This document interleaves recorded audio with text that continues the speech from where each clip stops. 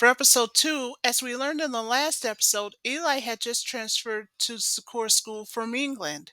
Also, as we learned in episode 1, there are tormentorous rainstorms that are wreaking havoc all over town with no end in sight. So the story begins in the dining room kitchen of the Avalon residence. Also, as we learned back in episode 1, is that Sakura is not the only person that has a transfer student because her brother Tori and his best friend Julian, they have one too, Ruby Moon, who's also from England just like Eli.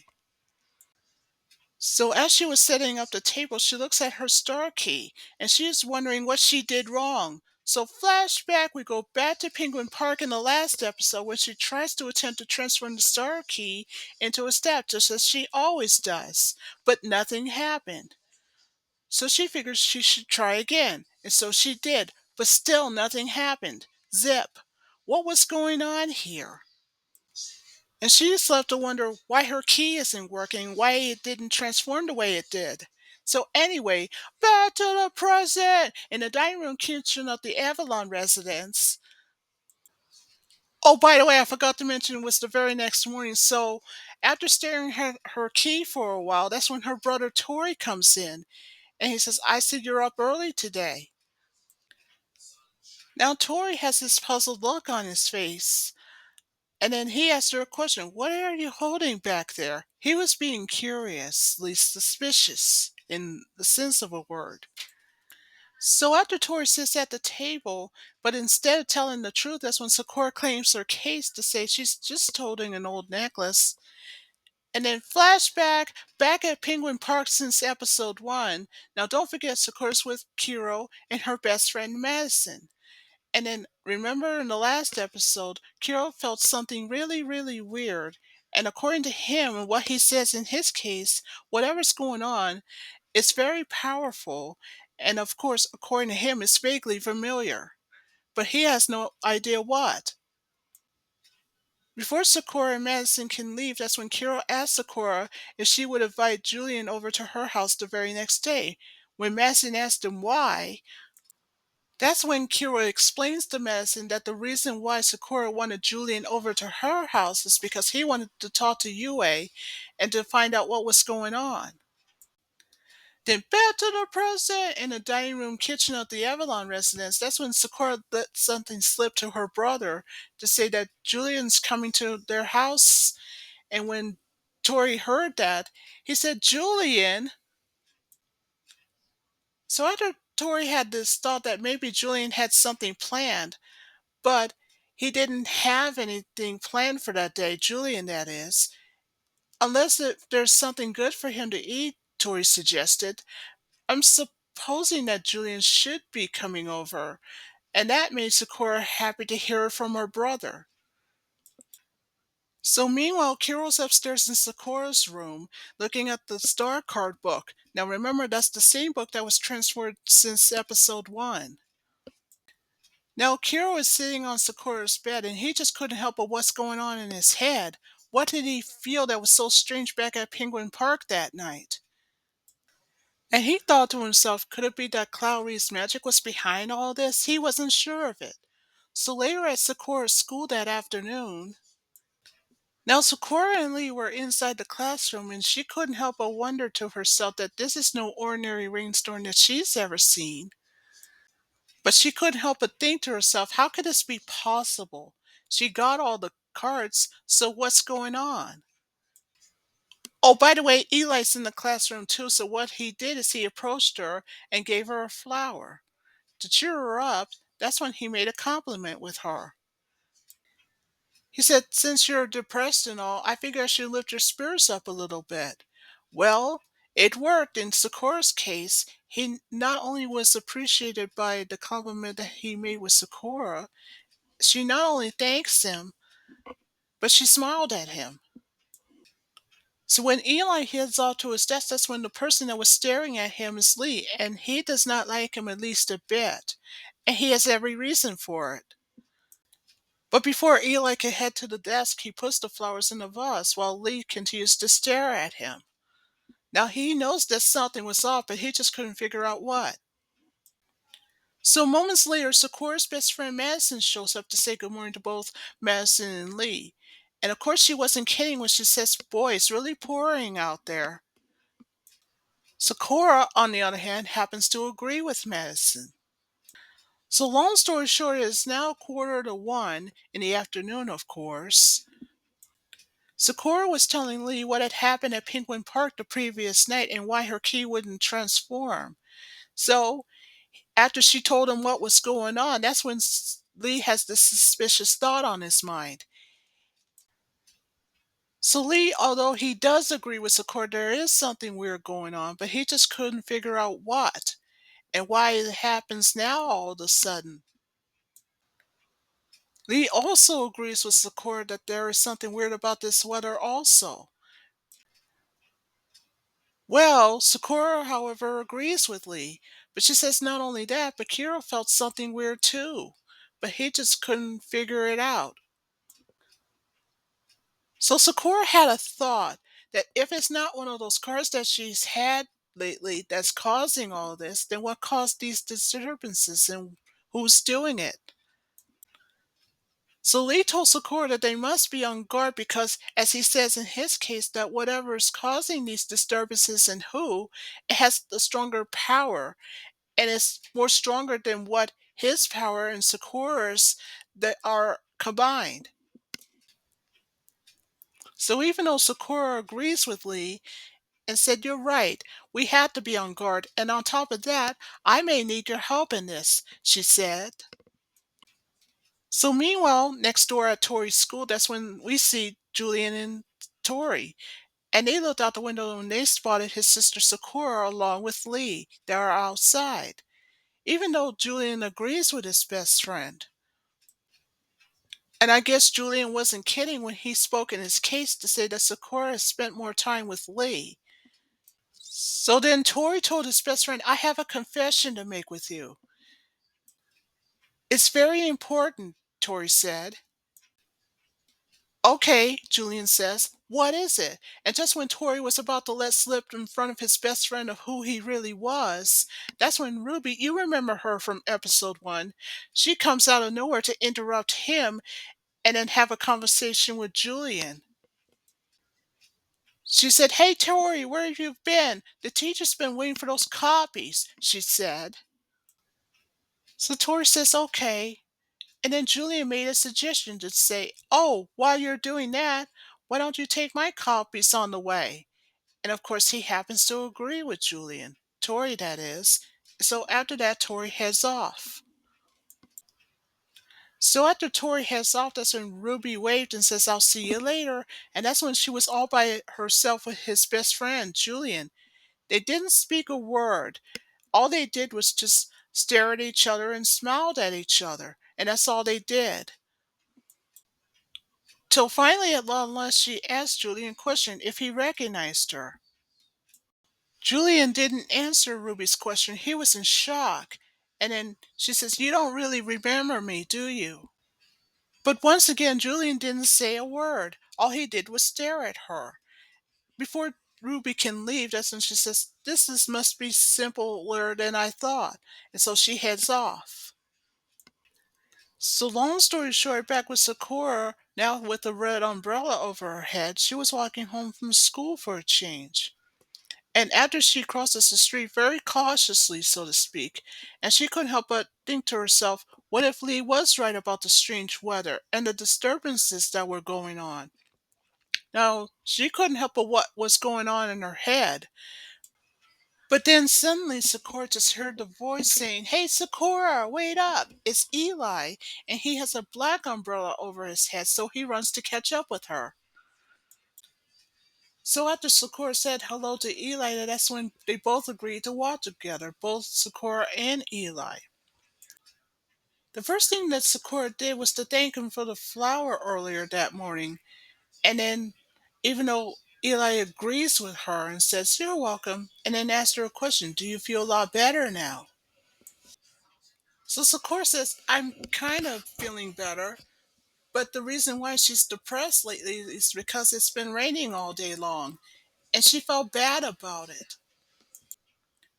So even though Eli agrees with Sakura and says, I hope it stops raining very soon, and I guess he isn't kidding, I agree, Sakura said. So after Eli and Sakura were finished walking together and before they went their separate ways, Eli told Sakura that he can see her the very next day at school, and Sakura agrees. And so he heads off in one direction while Sakura heads off to her house in the other direction. So long story short, after Sakura had pleaded herself a case to say that she could care less about what Lee said and that Eli's a very nice guy, or so she thought. So meanwhile, at the Avalon residence, so inside the dining room we have Tori, who's Sakura's brother, his best friend Julian, and of course Sakura. The first thing that Julian did was to thank Sakura for inviting him for an early lunch. So after Tori says not to worry about it, and that's when Julian pleaded his case to say, I just can't believe I ate 4 helpings of it. He's got a heck of an appetite, and I'm not kidding. Oh, by the way, Tori's going to the library, long story short, and he was asking his best friend if he would go with him. No, you go on ahead, Julian says. I'll clean up, and then after that, I'll catch up with you. And then Tori agrees. So after Tori heads off, that's when Sakura thanked his best friend Julian. So, when Julian meets up with Tori in the hallway before he heads out with an umbrella, and so when Julian pleaded his case, and he's not kidding, that the rain is really coming down really hard. And that's when Tori pleaded himself a case to say this is no ordinary rainstorm that he's ever seen, and he's not kidding. So, long story short, after Tori leaves the residence, after he told his best friend, I'll see you later, that's when, after Tori left the room, back in the hallway at the Avalon residence, that's when Kiro comes downstairs from Sakura's room and told Julian, it's time. I need to talk to Yue immediately. So Julian knows what to do. He transformed into Yue. So long story short, after Julian transforms from Yue, then that's when Kiro wanted to know, what's the big deal? You haven't spoken to me in a week. Now you know I cannot transform from an earthly form unless it's from a whim or something, Yue said. You better hope for my sake that this is important, Yue said. So long story short, meanwhile in Sakura's upstairs room, that's when Sakura says, the next time you want to transform into Yue from Juin, make sure you let me know first, she said. So when Sakura tries to give Yue a cup of tea, I hope you like milk and sugar. And that's when Kiro just lets something slip to Sakura to say, Yue doesn't eat, but Julian does. Well, if that's the case, Sakura says, then how come Julian eats all the time? She said. Well, Kiro says, in Julian's case, when he became his human form, he likes to eat every day of the week, Kiro explains. Plus, it gives the energy that Julian needs, Kiro said. So Sakura says, I'll go get some milk from downstairs. So, after grabbing the tea kettle, that's when Sakura heads out from her room and downstairs into the kitchen. So you know what this means. That leaves Kiro alone to talk to Yue.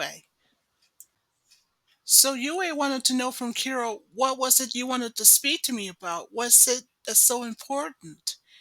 And then Kiro wanted to know from Yue, it's not over for her. And then Kiro says, something bad's gonna happen, and I just knew it, he said. So as Kiro was looking out from the bedroom window, he wanted to know from Yue if he can sense the exact same thing as he did. And Yue said that he did.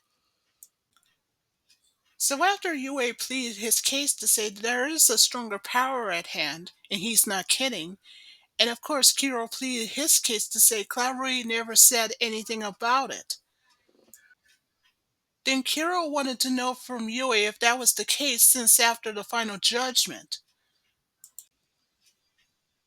So Kiro did what he normally does, transform into his earthly form, just like what he did back at Penguin Park in episode 1.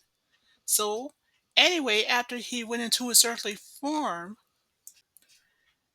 that's when Kiro told Yue the plan. He says, listen, whatever I felt yesterday, it was really, really weird. So you and I need to be on guard to protect Sakura, no matter what the cost. And we have to be on guard for ourselves at the exact same time, Kiro said. So even though Yue agrees with Kiro's plan, and that's when he told him that he was aware of it.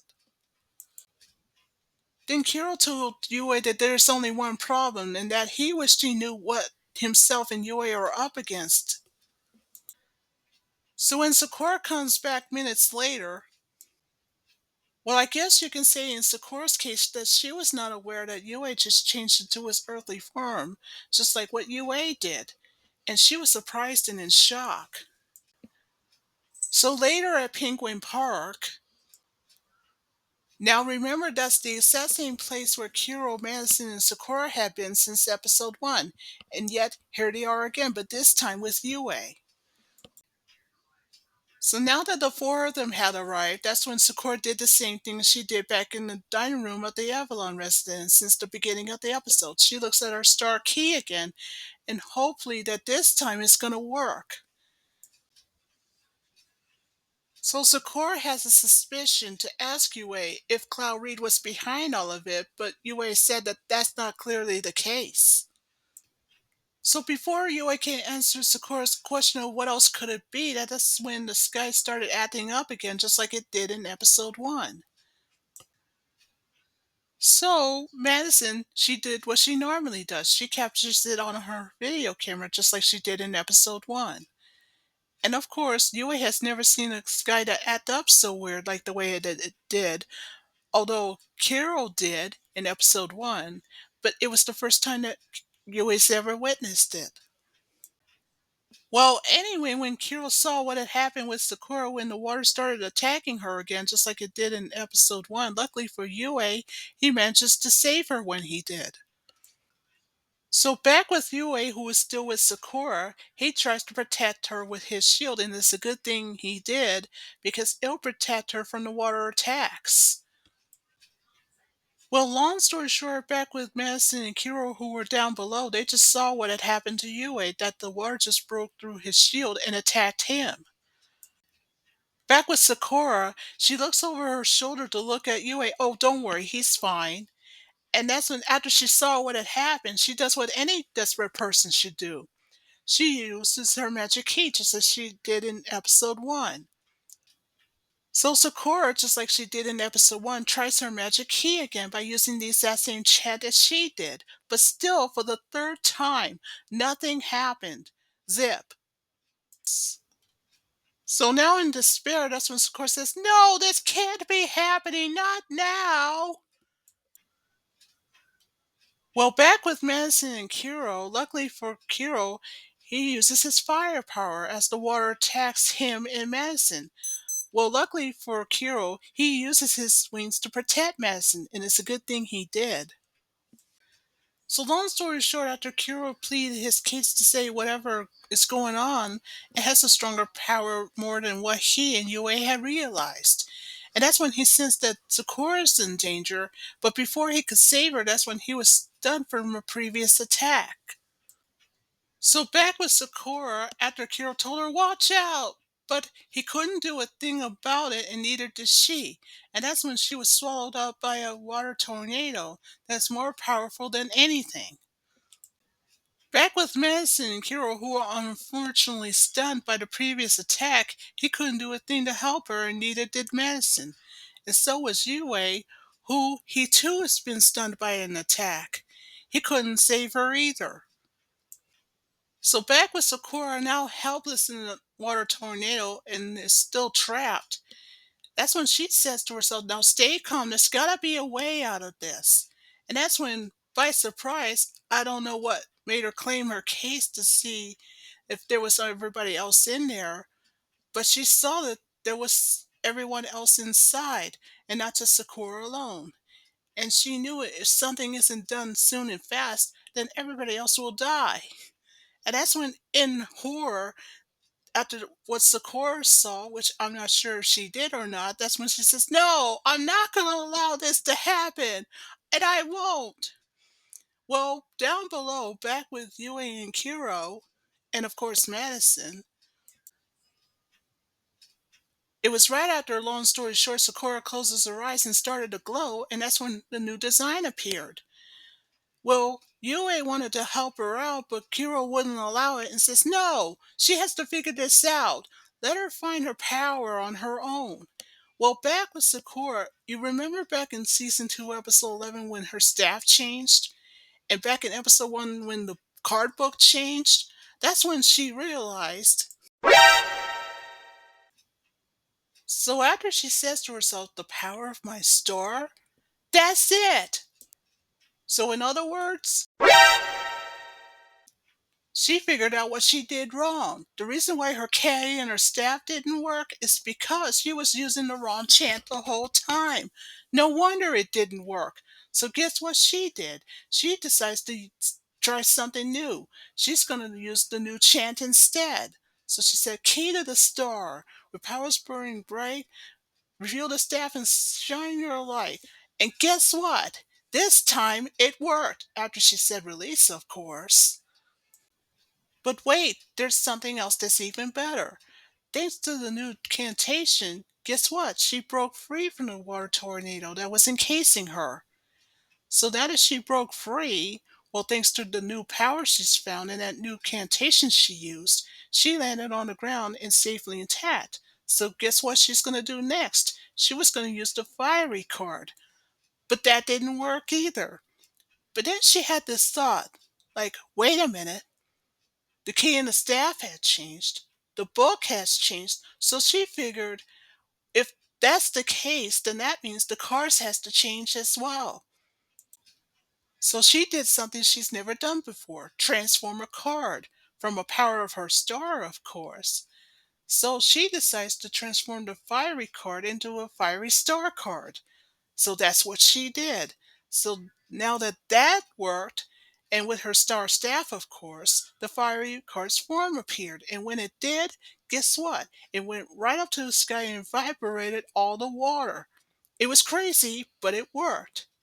And what's even more better is that thanks to the fiery star card that she used, the treacherous rainstorms has stopped. What's even more better is that thanks to Sakura and her new star card, Yue, Kiro, and Madison were saved. So when Sakura looks at that new card that she just changed, she just couldn't believe it that she actually did it. She pulled it off. So Sakura, good news for her, her friends have been rescued thanks to her, her new star card, and her new star power she used. And here's some even more good news. Yep, you've heard right. Sakura's got her first star card on the list. But just when Sakura was about to tell her friends the good news that she's got her first star card on the list, she started to collapse. Luckily for Yue, he caught her from behind when he did. Well, Kiro was dreaded with fear, and he says, I knew this was going to happen, and he has every reason to be worried, and so was Yue, because back in Season 2, Episode 11, now that Sakura's got her new star power, so in their case, guess what? That for now on, the cards that she's going to have is going to be drawing the power from her star power instead, and they were dreaded with fear. Even Sakura's best friend Madison was concerned and worried. But don't worry, Sakura will be fine. Of course, Kiro, what he says in his case is going to be temporary anyway. Well, they should have known this was going to happen after the final judgment. In either case. Well, Sakura's going to need a long night's rest too since she's now got her first star card on the list. But will she be able to transform all of them? And what would happen if she doesn't? Well, I guess Sakura's got her new quest to follow now. So that ends episode 2.